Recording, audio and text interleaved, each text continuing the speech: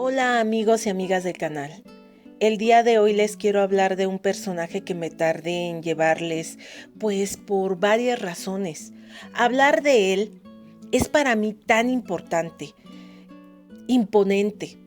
Es uno de mis héroes mexicanos que más adoro, por sus actos heroicos, por sus ideales, por el respeto que imponía, que lo admiro tanto que dejé pasar el tiempo hasta hoy porque su muerte es una de las causas que me ha hecho retrasar este video. Es de las que más me duele, me entristece y me da frustración. Pero ya me decidí a traerles este video y es ¿de quién? De mi general Felipe Ángeles. Fue un 19 de noviembre de 1919.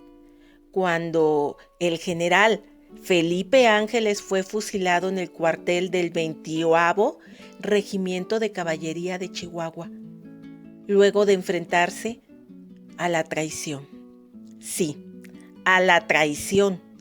De acuerdo con los periódicos de la época, Ángeles mostró serenidad siempre, en el momento de su ejecución, y fue él mismo quien eligió el lugar donde recibiría la muerte, negándose a que le vendaran los ojos, tranquilo, como si no tuviera una cita con alguien que podía ser en ese momento inevitable. ¿Quién? La muerte. Negándoles a sus enemigos algún gesto de miedo o de duda, demostrándoles que aún así él ganaba por sus ideales, por sus convicciones. Él ganaba la guerra y su lugar en México a través de su historia. Aclarando esto, comenzamos. En Zacualtipan, Hidalgo, nace Felipe de Jesús, el 13 de junio de 1869, hijo del patriota coronel Felipe Ángeles, que combatió a los norteamericanos invasores de 1846 a 1847 y que luchó contra el imperio desde 1862 hasta que se restauró la República por Benito Juárez en 1867. Su progenitora fue doña Juana Ramírez. Inicia la primaria en Huejutla y la termina en Molango, prosiguiendo sus estudios en el Instituto Literario de Pachuca, que trunca por su afición a las peleas de gallos, motivando su ingreso al Colegio de Chapultepec. Así es, se empezó a portar mal y por eso lo mandaron al Colegio de Chapultepec. Su clara inteligencia, en particular en matemáticas, le vale las distinciones y ascensos al grado de confiársele la cátedra de mecánica analítica, siendo sargento alumno, sin remuneración. Comprueba su valor civil y honestidad en su discurso de reparto de premios ante el asombro del presidente Díaz y militares del más alto rango, renunciando a quienes comandan fuerzas, carentes de cultura, arbitrarios y brutales, en conflicto con la modernidad educacional castrense. Don Porfirio se niega a procesar al atrevido cadete. ¿Cómo? Ya que él expresa a los inconformes que se ha apegado a la verdad. El ingeniero Vito Alessio Robles lo describe admirablemente. Alto, erguido, esbelto, tipo mestizo, de tez bronceada, de amplia frente, nariz aguileña, que recuerda a los caballeros águila, ojos negros, expresivos, boca grande y bigotillo, muy bien arreglado. Años después usará engomado al estilo prusiano. Agrega que su nombre, ya en 1898, tenía para el colegio prestigio y una aureola de leyenda que inspiraba confianza y respeto. Ángeles era considerado como el oficial más inteligente y culto del ejército, en mancuerna con Rafael Eguía Liz, su condiscípulo. En los deportes, pues no se diga. Era además un atleta vigoroso, ágil, excelente gimnasta y consumado caballista. Se imponía por su saber, fuerza física y moral, destacando su modestia, corrección y caballerosidad. Sin afectación, siempre con una sonrisa amable que descubría una perfecta y blanquísima dentadura. El capitán Ángeles en 1901 es comisionado a Francia y allá estudia artillería y ciencias sociales. Regresa de mayor a finales de 1909. Encargado del heroico plantel, el Colegio Militar, y es ahora profesor de geometría descriptiva y de otras disciplinas en la Escuela Militar de Aspirantes.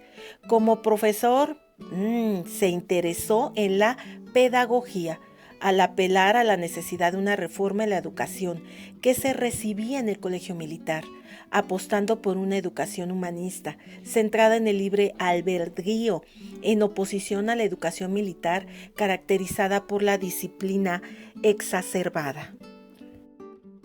Mientras se encontraba en Europa, en México, estalló la revolución y Felipe Ángeles fue convocado por Madero de regreso al país para ser nombrado director del Colegio Militar, como les había mencionado, y nombrado general brigadier. Francisco I. Madero le confió una campaña en contra de la rebelión zapatista, por lo que Ángeles trazó una estrategia conciliadora que buscaba instaurar la paz en la región sur del país tras la promulgación del Plan de Ayala por parte de Emiliano Zapata. La labor de Ángeles fue de pacificación, ya que se diferenciaba de la estrategia de represión y exterminio emprendida por Juvencio Robles, estratema o estrateja o como ustedes le quieran llamar, que solo avivaba más la rebelión zapatista. Por el contrario, Ángeles consiguió que Zapata aceptara entrevistas y diálogos y dejó de manera táctica su intención de terminar con los métodos represivos de quienes lo antecedieron, pues buscaba una tarea de sosiego y progreso, de comunicación, de entendimiento. Ángeles llevó a cabo lo que podría llamarse una guerra de caballero, y suspendió casi todas las represalias contra la población civil.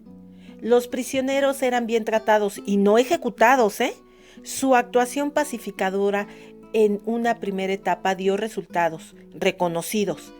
Esto lo señala Odile Gulpin, quien asegura que Felipe Ángeles fue un intelectual que apostaba por el humanismo y la educación como una forma de transformación rumbo al progreso.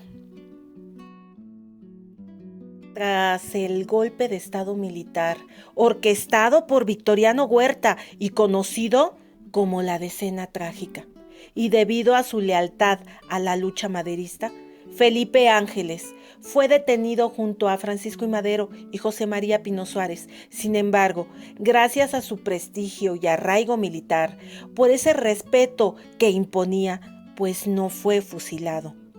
Felipe Ángeles fue exiliado a Francia, donde vivió hasta su regreso al país en 1913. Una vez de vuelta en México, se unió a la lucha constitucionalista, liderada por Venustiano Carranza, quien lo nombró secretario de guerra y posteriormente solo subsecretario.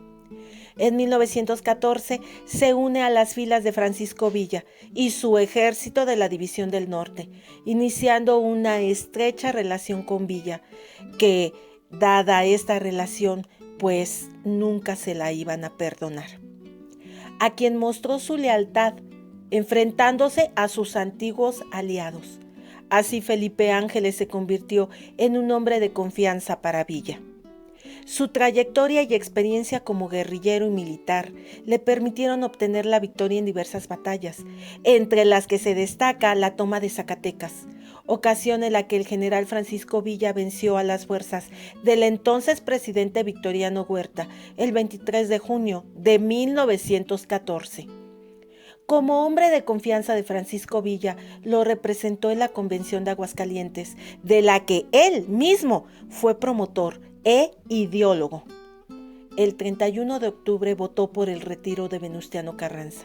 Nunca se lo iban a perdonar. Formó parte de la Comisión de Guerra de la Convención, donde logró la participación zapatista. El 2 de diciembre entró a la Ciudad de México al frente de la vanguardia villista. Ante el fracaso del gobierno de la Convención, se dirigió al noroeste, al frente de las fuerzas convencionistas. Ocupó por unos días la gobernatura de Coahuila y de Nuevo León, del 15 de enero del 1915 al 21 de febrero del mismo año. Felipe Ángeles abandonó a Francisco Villa después de su fracaso en el Bajío, cuando desoyó sus consejos, cuando no los escuchó. Aunque también influyó mucho la derrota de Ángeles en el noroeste del país. Al triunfo de Venustiano Carranza, cuya catadura moral le repugnaba, se refugió en Estados Unidos, en El Paso, Texas, y con la ayuda de José María Maytorena. Fue muy activo en la política entre los exiliados. En Nueva York formó parte del comité ejecutivo de la Alianza Liberal Mexicana.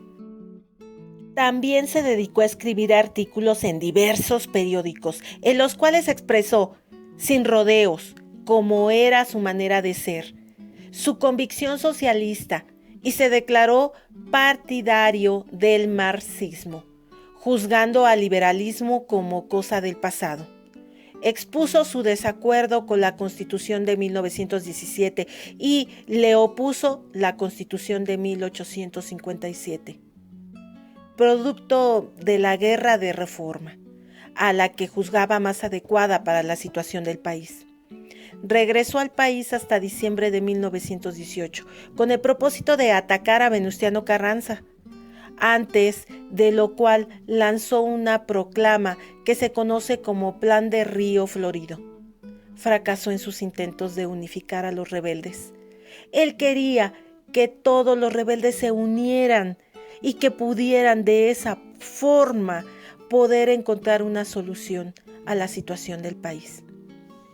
Quería disciplinar a los villistas, por lo que, vencido y aislado, fue denunciado y aprehendido.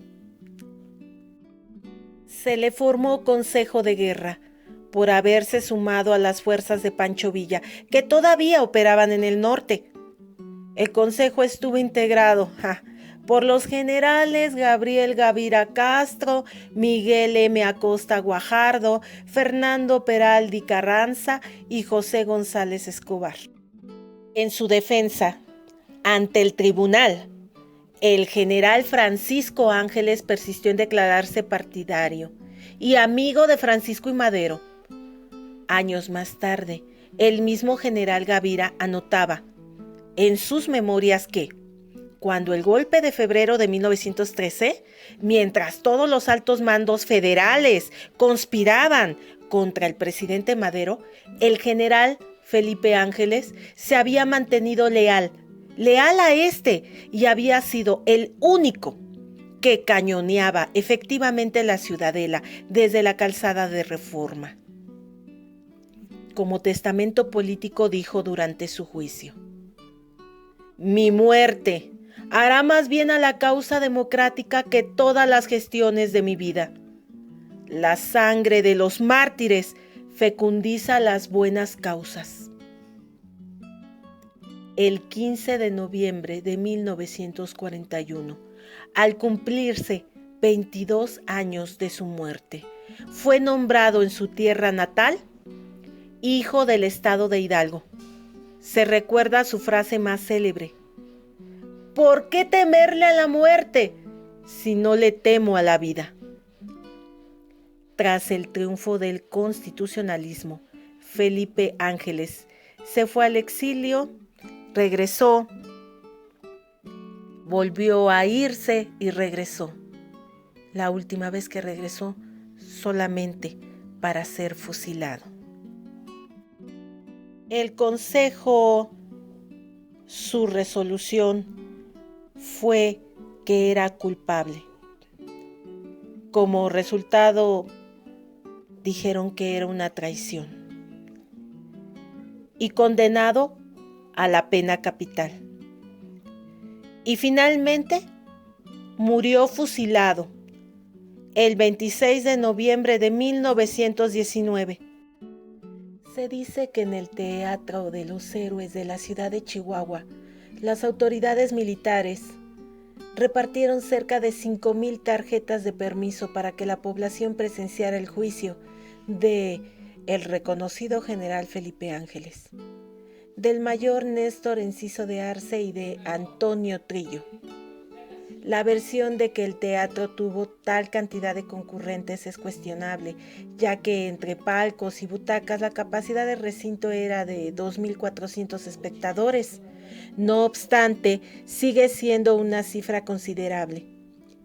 La simpatía que había despertado Ángeles atrajo a numerosos interesados, así como también diferentes personalidades que trataron de intervenir en favor del general, haciéndole llegar telegramas a Manuel Diegues con peticiones para que se le perdonara la vida, pero sin hacer ningún efecto. El Consejo de Guerra decidió declararlo culpable y darle el máximo castigo. ¿Cuál era? Ser condenado a la pena capital. Finalmente murió fusilado el 26 de noviembre de 1919 en el Regimiento de Caballería, en la ciudad de Chihuahua. Su juicio duró 40 horas, que transcurrieron desde su juicio hasta la declaración de su muerte. Como ven, fue un héroe incomprendido, como Zapata.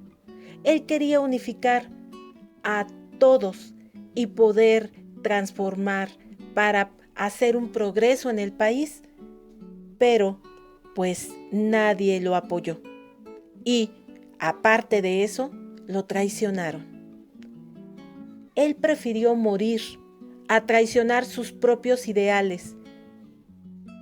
Y por eso, por sus ideales, por sus convicciones, por todo lo que nos deja, pasa nuestra historia en este México a través de su historia. Por el momento es todo, amigos. Los esperamos en el siguiente video. Yo soy Angie G y hasta la próxima. ¡Chao! Hola, sí, chao.